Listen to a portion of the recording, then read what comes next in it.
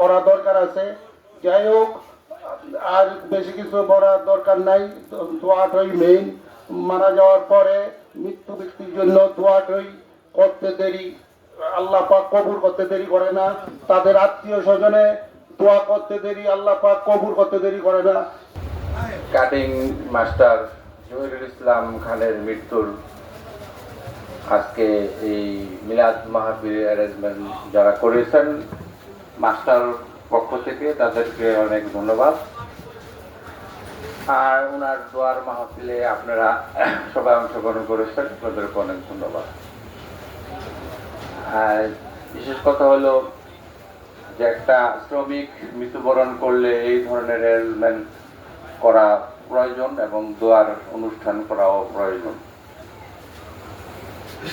আর এখন এই বিলাতে